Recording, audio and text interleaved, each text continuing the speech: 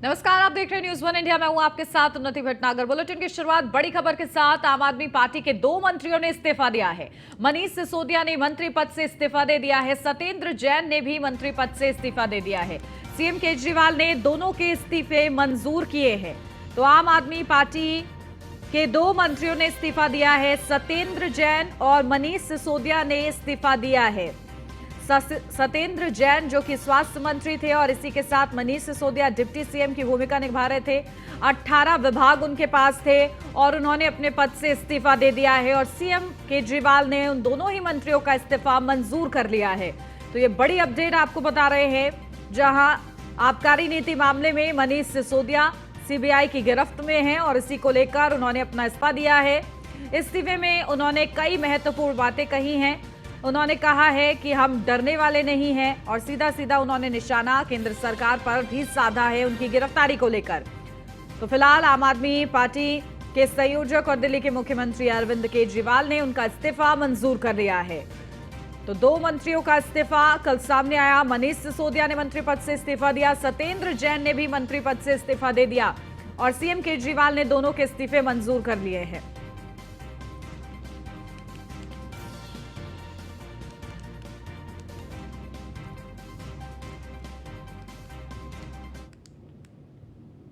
लखनऊ से अब खबर, भोपाल उज्जैन पैसेंजर ट्रेन में ब्लास्ट का मामला। ब्लास्ट के दोषियों को सुनाई गई फांसी की सजा। एक दोषी को सुनाई गई आजीवन कारावास की सजा। एनआईए स्पेशल कोर्ट ने फांसी की सजा सुनाई है। सजा आईपीसी की धारा 121 के तहत सुनाई गई है। आईएसआईएस आतंकी मोहम्मद फैजल गौस मोहम्मद खान को फांसी की सजा। मोहम्मद अजहर अतीक मुजफ्फर मोहम्मद दानिश को भी फांसी की सजा। सैयद मीर हुसैन आसिफ इकबाल उर्फ रॉकी को भी फांसी की सजा। मोहम्मद आतिफ उर्फ अतीफ ईरानी को सुनाई है उम्र कैद की सजा। 7 मार्च 2017 को यूपी एटीएस ने दर्ज किया था मामला। गिरफ्तार आतंकियों से असलहे बारूद बरामद हुए थे। आईएसआईएस के खुरासान मॉड्यूल से जुड़े हैं सभी आतंकी। तो सजा का ऐलान, जहां आईएसआईएस के खुरासान मॉड्यूल से जुड़े सभी आतंकियों को सजा सुनाई गई है। मोहम्मद आतिफ उर्फ आतिफ ईरानी को उम्र कैद की सजा है। 7 मार्च 2017 को यूपी एटीएस ने यह पूरा मामला दर्ज किया था। इस पूरे मामले में बड़ी कार्रवाई की गई है और सजा का ऐलान किया गया है।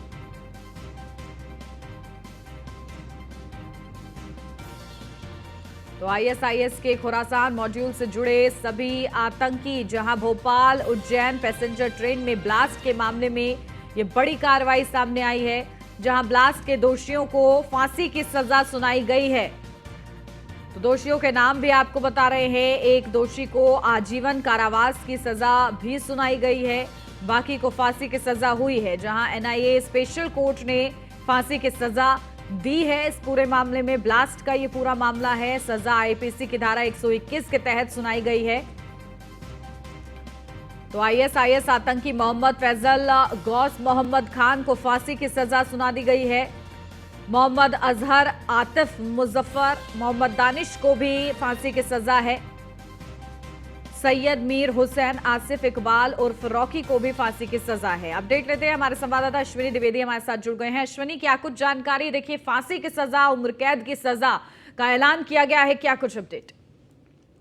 बिल्कुल, बात करें तो 7 मार्च 2017 को जो भोपाल उज्जैन पैसेंजर है उसमें ब्लास्ट हुआ था, जिसके बाद 8 मार्च 2017 को एक केस दर्ज किया था, जिसमें कई लोगों को दोषी आरोपी माना गया था। उसके बाद जांच शुरू होती है। जांच के बाद धीरे धीरे परतें खुलती है। पहले एटीएस जांच करती है, फिर एनआईए को केस ट्रांसफर होता है और उसके बाद एनआईए जो है जांच शुरू करती है। उसके बाद तमाम जो आतंकी थे उनकी गिरफ्तारी होती है, जो आरोपित होते उनकी गिरफ्तारी होती है, जिसमें एक सैफुल्ला था जो काकोरी में मुठभेड़ के दौरान मार दिया गया था। बाकी 7 लोगों को कल फांसी की सजा हुई और एक व्यक्ति को, एक जो आतंकी था, जो आरोपित था, उसको उम्र कैद की सजा हुई। साथ ही साथ अगर बात करें पूरे केस के दौरान काफ़ी चीज़ें सामने निकल के आई। जो ये जिन लोगों को सजा दी गई वो आईएसआईएस से जुड़े हुए थे और सीधे तौर पर देश के अंदर जो है देश का माहौल खराब करना चाहते थे। साथ ही साथ जो एनआईए को इनपुट मिला था कि ये आतंकी जो हैं ये प्रधानमंत्री की जो नरेंद्र मोदी हैं उनकी रैली में थी, उसमें भी बम ब्लास्ट करना चाहते थे। एक बड़ी साजिश के तहत पूरे प्रदेश के अंदर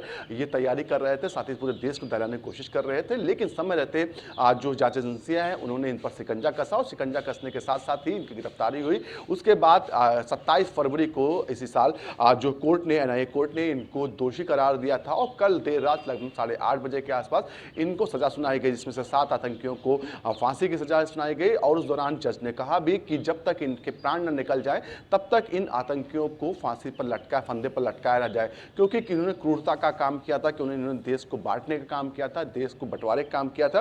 क्योंकि ये जो आतंकी थे इनका जो संगठन था ये सिर्फ और सिर्फ सुन्नी जो थे उन्हीं को मानते थे और बाकी सुन्नी के अतिरिक्त कोई मुस्लिम होता था उसको भी एक लोग काफिर मानते थे। ऐसे में इनके पास से बड़ी संख्या में विस्फोटक सामान बरामद हुआ, इसके अलावा हथियार बरामद हुए जो देश के अंदर बड़ी साजिश रच रहे थे, देश को दहलाने की बड़ी साजिश चल रही थी। लेकिन जो जांच एजेंसी थी उन्होंने इनके मंसूबे को नाकाम कर दिया और कहीं ना कहीं देश को सुरक्षित रखा। निश्चित तौर पर अब इन आतंकियों को फांसी दी जाएगी, साथ ही साथ एक जो आतंकी है उसको उम्र कैद की भी सजा दी गई। जी बिल्कुल, तो देखिए इसके माध्यम से एक बड़ा संदेश कि किस तरीके से आतंकियों पर भी अब शिकंजा कसा जा रहा है लगातार, क्योंकि जिस तरीके से टारगेट किया जा रहा है, छोटी छोटी चीज़ों में सॉफ्ट टारगेट किया जा रहा है, उसको लेकर भी ये एक बड़ा कदम है, इस सज़ा को माना जा रहा है।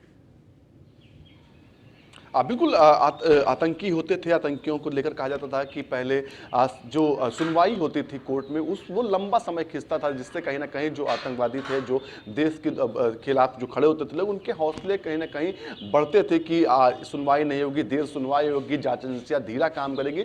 लेकिन पिछले 5-7 सालों में जिस तरीके से इस पर एक्शन हो रहा है, आतंकवादी घटना हो रही है, उसके बाद तत्काल प्रभाव से कार्रवाइयाँ हो रही है, तो कहीं ना कहीं जो आतंकवादी हैं उनके हौसले पस्त हुए हैं। पिछले 8 सालों में कोई भी बड़ा ब्लास्ट देश के अंदर नहीं हुआ, बड़ी घटना देश के अंदर नहीं हुई जो कहीं ना कहीं राहत देने वाली है। हमारी जांच एजेंसियां हैं, चाहे एटीएस हो, चाहे वो एनआईए हो या फिर रॉ हो, इतनी एक्टिव हो चुकी है कि पहले से ही तैयारी रखती है। अभी हाल ही में देखा गया था, लखनऊ से तमाम आतंकी पकड़े गए थे, एटीएस ने बाकायदा पूरा सर्च ऑपरेशन किया था, एनआईए के इनपुट पर उत्तर प्रदेश के अंदर छापेमारी हुई थी और बड़ी संख्या में आतंकी जो आरोप थे, संदिग्ध आतंकवादी, वो पकड़े गए थे, जिससे उत्तर प्रदेश में अंदर जो माहौल बिगाड़ने की कोशिश हो रही थी उसको बचाया गया था। सबसे बड़ा टारगेट इन जो आतंकी संगठन होते हैं उनके जो हमारे जो जहाँ धार्मिक स्थल होते हैं वो होते हैं, जिससे धार्मिक स्थल पर इस तरह का विस्फोट होगा तो निश्चित तौर पर माहौल खराब होता है, आपसी जो माहौल होता है हमारे देश का वो खराब होता है, उसको खराब करने के लिए हर मुमकिन कोशिश करते हैं। लेकिन अब समय बदल चुका है, हमारी जो एजेंसियां इतनी एक्टिव हो चुकी हैं कि आतंकवादी अगर एक कदम चलते हैं तो हमारी एजेंसियां 4 कदम आगे चलती है, जिससे उनके जो मंसूबे होते हैं वो पूरे नहीं हो पाते। निश्चित तौर पर जो सजा दी गई, जिस तरीके से फांसी की सजा दी गई, कहीं ना कहीं जो आतंकी जो देश के अंदर आतंकी घटना करना चाहते हैं वो कहीं ना कहीं एक बार सोचेंगे जरूर कि अब इस देश में मत जाइए, नहीं तो यहाँ पर सीधे तौर पर फांसी की सजा होगी। जी बिल्कुल, और काफी हद तक आतंकी जो साजिशें हैं उन पर भी लगाम लगेगा। बहुत शुक्रिया आपका अश्विनी, तमाम जानकारी के लिए। प्रयागराज से अब खबर उमेश पाल शूटआउट केस से जुड़ी हुई ये खबर है, जहां अतीक के दोनों छोटे बेटों को हिरासत में लेने का ये पूरा मामला शाइस्ता की अर्जी पर सीजेएम कोर्ट ने सुनवाई की है। प्रयागराज की सीजेएम कोर्ट में मामले की सुनवाई हुई। अदालत ने पुलिस से मामले में रिपोर्ट तलब की है। प्रयागराज पुलिस 2 दिनों में रिपोर्ट दे, सीजेएम कोर्ट की तरफ से कहा गया है। 2 मार्च को होगी मामले की अगली सुनवाई। उमेश पाल शूटआउट केस में सुनवाई, जहां प्रयागराज की सीजेएम कोर्ट ने सुनवाई की है। अदालत ने पुलिस से मामले में रिपोर्ट तलब की है। प्रयागराज पुलिस 2 दिनों में रिपोर्ट दे, ये कोर्ट की तरफ से कहा गया है, जहां 2 मार्च को होगी मामले की अगली सुनवाई। उमेश पाल शूटआउट केस से जुड़ी हुई ये महत्वपूर्ण खबर बता रहे हैं आपको, जहां पर अतीक के दोनों छोटे बेटों को हिरासत में लेने के मामले में शाइस्ता परवीन की अर्जी पर सीजेएम कोर्ट ने सुनवाई की है। और सुनवाई करते हुए प्रयागराज की सीजेएम कोर्ट ने इस पूरे मामले में सुनवाई की, सभी दलीलों को बारीकी से सुना और इसके बाद अदालत ने पुलिस से इस पूरे मामले में अब रिपोर्ट तलब की है। अब जब सुनवाई की दूसरी तारीख क्योंकि 2 मार्च निर्धारित की गई है, तो किस तरीके से 2 दिनों का जो समय दिया गया है उसके अंदर पुलिस कैसे रिपोर्ट तैयार करती है, उसके आधार पर सीजेएम कोर्ट आगे क्या सुनवाई करता है, ये खास रहेगा। तो अतीक के दोनों छोटे बेटों को हिरासत में लेने के मामले में सीजेएम कोर्ट में सुनवाई हुई है, जहां शाइस्ता की अर्जी पर सीजेएम कोर्ट ने सुनवाई की है। और सुनवाई करते हुए प्रयागराज की सीजेएम कोर्ट ने पुलिस से रिपोर्ट तलब की है और पुलिस को इसके लिए महज 2 दिनों का समय दिया गया है, जहां प्रयागराज पुलिस 2 दिनों में रिपोर्ट दे, ये सीजेएम कोर्ट की तरफ से आदेश सामने आया है।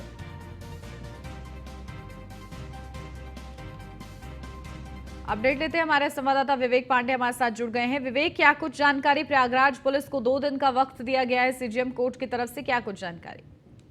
ये जिस तरीके से उन्होंने पत्र लिखा था, 2 दिन का वो टाइम दिया है कि 2 दिन के अंदर तो इमरजेंसी पुलिस बताए सारी डिटेल कोर्ट को दे और उसके बाद क्या आगे की सुनवाई होगी। जी बिल्कुल। और देखिए, दूसरी तारीख 2 मार्च रखी गई है, क्या कुछ पुलिस की तरफ से कहा जा सकता है इस रिपोर्ट को लेकर?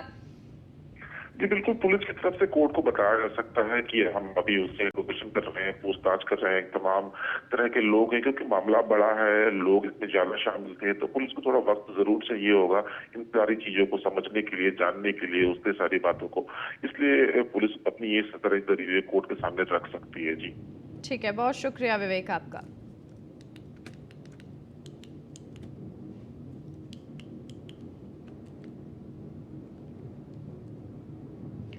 तो प्रयागराज पुलिस 2 दिनों के अंदर रिपोर्ट देगी, जहां 2 मार्च को अब इस पूरे मामले की अगली सुनवाई होगी।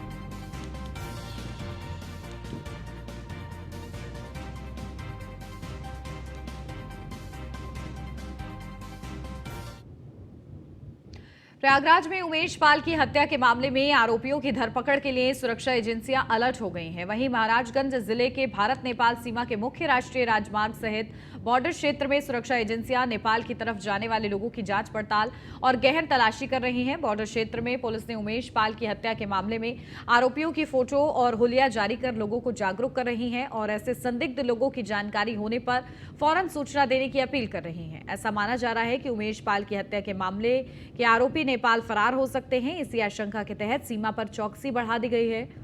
राष्ट्रीय राजमार्ग पर पड़ने वाले टोल नाकों पर भी पुलिस की तैनाती की गई है, जो लोगों पर कड़ी निगाह बनाए हुए हैं।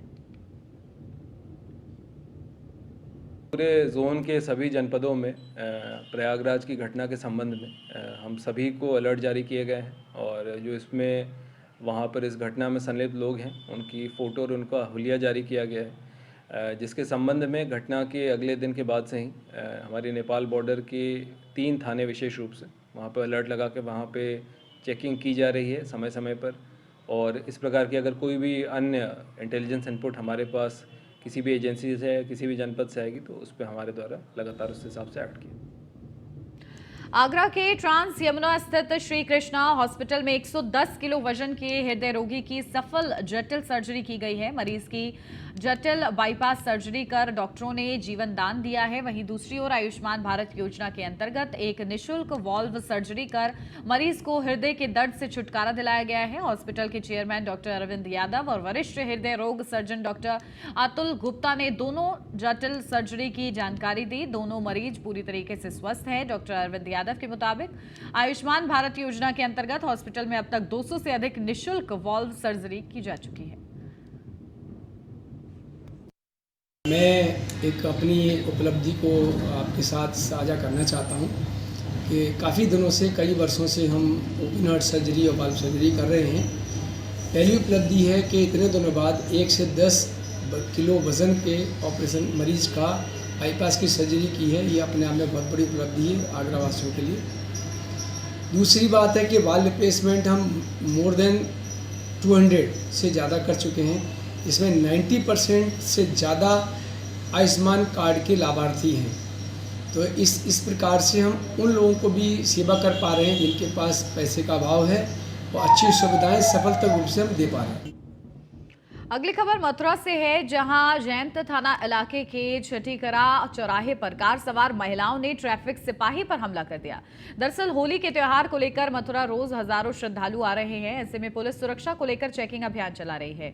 छठीकरा चौराहे ट्रैफिक पुलिस ने एक कार को रोका। सीट बेल्ट नहीं लगाने को लेकर ट्रैफिक पुलिस ने चालान काटने की बात कही, जिस पर कार सवार महिला ट्रैफिक पुलिस से उलझ गई और मारपीट करने लगी। मारपीट के दौरान ट्रैफिक पुलिसकर्मी की वर्दी फट गई। मारपीट का पूरा मामला सोशल मीडिया पर वायरल हो रहा है।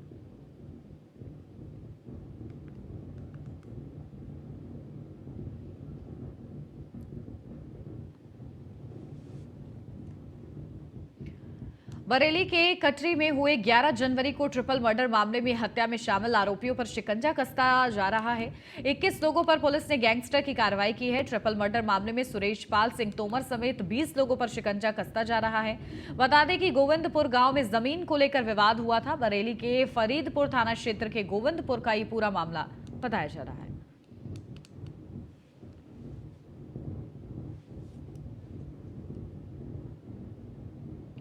संभल के विकास खंड के गांव अर्जुनपुर खुर्द के प्राथमिक विद्यालय का डीएम मनीष बंसल ने औचक निरीक्षण किया। डीएम ने मिड डे मील खाया, जिसका वीडियो सोशल मीडिया पर वायरल हो रहा है। दरअसल प्राथमिक विद्यालय में डीएम औचक निरीक्षण करने पहुंचे, जहां पर उन्होंने मिड डे मील का खाना खाकर उसकी गुणवत्ता चेक की। खाना मेन्यू के अनुसार नहीं होने पर डीएम ने फटकार लगाई।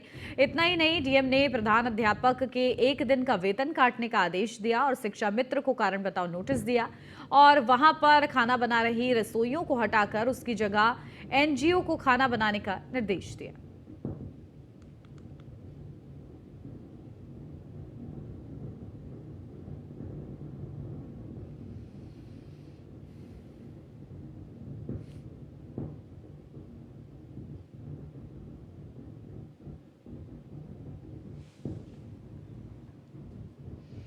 कानपुर देहात से अब खबर, करोड़ों के घोटालों में शासन स्तर से बड़ी कार्रवाई। डीडी पंचायत कानपुर मंडल समेत तत्कालीन और वर्तमान डीपीआरओ निलंबित। करोड़ों के घोटाले में सीडीओ कानपुर देहात और डीएम से भी मांगा गया है स्पष्टीकरण। जहां जिला स्वच्छता समिति के अध्यक्ष और उपाध्यक्ष होते हैं डीएम और सीडीओ। करोड़ों के घोटाले में सीडीओ कानपुर देहात पर भी गिर सकती है गाज। ग्राम पंचायत, जनपद, मंडल और निदेशालय तक के अधिकारियों के खिलाफ कार्रवाई। स्वच्छ भारत मिशन में हुआ था करोड़ों का घपला। ग्राम पंचायत सचिव पुनीत कुमार और राजीव द्विवेदी के खिलाफ विभागीय कार्रवाई के आदेश। तत्कालीन पटल सहायक सुनील कुमार के खिलाफ भी होगी विभागीय कार्रवाई। 195 ग्राम प्रधानों के खिलाफ भी बड़ी कार्रवाई के आदेश हैं। पंचायती राज विभाग में अब तक की सबसे बड़ी कार्रवाई। जिले के 195 ग्राम प्रधानों के अधिकार सीज होंगे। 195 ग्राम पंचायतों में विकास कार्यों की धनराशि जारी करने पर रोक लगी है। SLWM की धनराशि रिकवरी कराकर राज्य के नोडल खाते में जमा करने के निर्देश दिए गए हैं। तो 195 ग्राम प्रधानों के खिलाफ बड़ी कार्रवाई के आदेश जारी किए गए हैं। बाराबंकी में न्यूज़ 1 इंडिया की खबर का बड़ा असर हुआ है। गर्म और कड़क रोटी के लिए दबंगई का मामला सामने आया है। दबंगई दिखाने वाला पुलिसकर्मी लाइन हाजिर हुआ है। बता दें कि खबर पर एसपी दिनेश कुमार सिंह ने संज्ञान लिया है।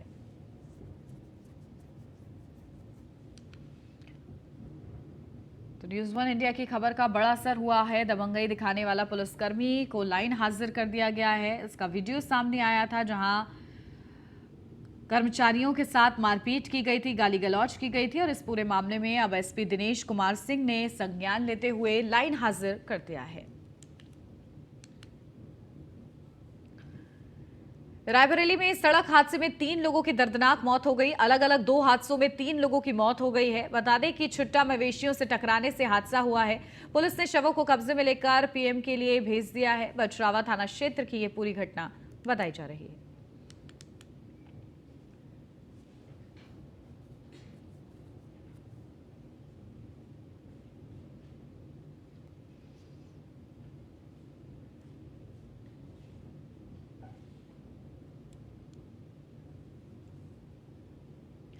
मेरठ में वीएचपी के कार्यकर्ता ने होटल में छापेमारी की है। बिना पुलिस को सूचना दिए होटल में छापेमारी की गई। होटल में छापेमारी के दौरान जमकर हंगामा हुआ।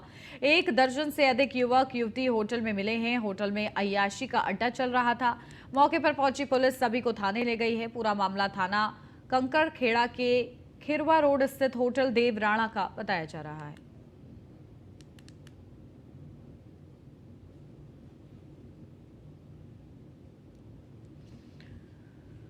फर्रुखाबाद में अंबेडकर पार्क की जमीन पर एसडीएम कूड़ा निस्तारण केंद्र बनवा रहे हैं। कूड़ा निस्तारण केंद्र बनाने का ग्रामीणों ने विरोध किया है और डीएम से शिकायत की है। जिलाधिकारी ने पैमाइश कराकर कूड़ा निस्तारण केंद्र बनाने के आदेश दिए थे। ग्रामीण पैमाइश के लिए लगातार लगा रहे तहसील के चक्कर। ग्रामीण ने एसडीएम पर धमकी देने का आरोप लगाया है। ग्रामीण को एसडीएम ने जेल में बंद कराने की धमकी दी है।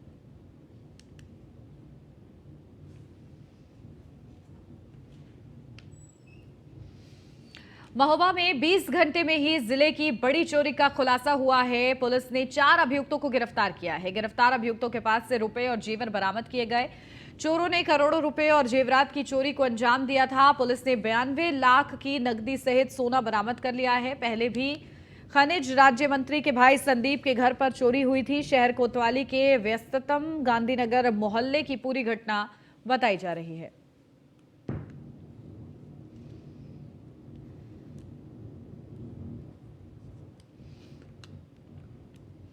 आगामी त्योहारों के मद्देनजर खाद्य सुरक्षा विभाग की टीम ने मिलावटी मिठाई बेचने वालों के खिलाफ अभियान चला दिया है। टीम ने बावली गांव में छापेमारी कर 50 किलो सिंथेटिक मावे को नष्ट किया है और 30 किलो वनस्पति को भी जब्त किया है। होली से पहले खाद्य सुरक्षा विभाग की ये बड़ी कार्रवाई सामने आई।